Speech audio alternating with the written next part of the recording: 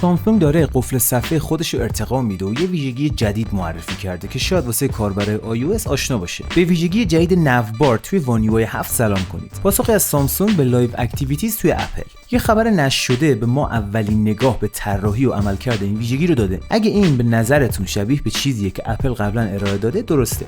اپل با داینامیک آیلند توی iOS 18 این ویژگی رو معرفی کرد و حالا به نظر میرسه سامسونگ با وان یو آی 7 ازش الهام گرفته. وقتی این قابلیت فعال بشه، کاربر گلکسی میتونن اطلاعات کلیدی رو به سرعت روی قفل صفحه‌شون ببینن و انجام کارهای روزمره براشون راحت‌تر بشه. تک کالین، یکی از افشاگرای معروف توی ایکس یا همون توییتر سابق، به تازگی اسکرین شات‌هایی منتشر کرده که ظاهراً ناوبار رو توی وان یو آی 7 نشون میده. این تصویرها نشون میدن که چطور این قابلیت با اپلیکیشن‌هایی مثل تایمر و ضبط صدای سامسونگ یکپارچه شده و چطور اونا رو به شکل بصری در دسترس کاربرا قرار میده. این ویژگی بین میانبرهای قفل صفحه چپ و راست قرار میگیره و طراحی شیک و مینیمال به شکل یه نوار بیزی شکل داره. عناصر ناوبار شامل یه پس‌زمینه محو واسه خوانایی بهتر، آیکون‌های اپلیکیشن، اطلاعات کلیدی به صورت متنی و آپدیت‌های لحظه‌ای اون نوتیفیکیشن. فکر کنید مثل تایمر تماس توی اندروید، اما سامسونگ این قابلیت رو به سطح جدیدتر و داینامیک‌تر ارتقا داده. تایید شده که اپلیکیشن‌های ساعت و ضبط صدا هم از ناوبار پشتیبانی می‌کنن.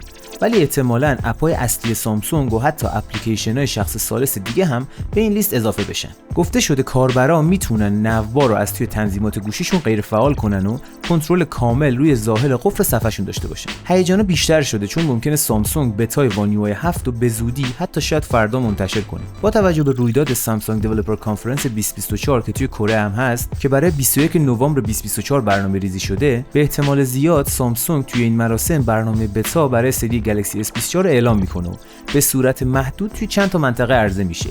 حالا ممکنه این اتفاق یه مقداری تأخیر داشته باشه. علاوه بر این، سامسونگ به تازگی توسعه فعال فرمور اندروید 15 رو برای سری گلکسی S23 شروع کرده. طبق گفته تارن واتس، سری گلکسی S23 یکی از اولین دستگاه‌هایی هستن که توی برنامه بتای وان یو آی 7 شرکت میکنه. هرچند تا الان تست رسمی واسه این سری هنوز به صورت گسترده شروع نشده، ولی جالبه بدونید که گلکسی S23 آلترا توی یه بنچمارک در جولای اندروید 15 رو اجرا کرده بود که نشون میده سامسونگ مدتی روی این آپدیت داره کار میکنه. اما فقط این ماه بود که نسخه‌های تست واسه گلکسی های سری S23 روی سرورهای سامسونگ ظاهر شدن. توی هفته‌های اخیر فرمور اندروید 15 واسه چندین دستگاه گلکسی روی سرورهای سامسونگ دیده شده و داره راه رو واسه شروع برنامه بتای وان یو آی 7 هموار میکنه. خب اینم از این. نظرتون درباره این ویژگی جدید چیه؟ حتما توی کامنت ها واسم بنویسید. اگه این ویدیو رو دوست داشتید لایکش کنید و واسه دوستاتون بفرستید. اگه میخواید از خبرهای بعدی جا نمونید، حتما کانال رو سابسکرایب کنید و زنگوله کنارش رو هم بزنید. مثل همیشه تا ویدیو دیگه دست از یادگیری نکشید.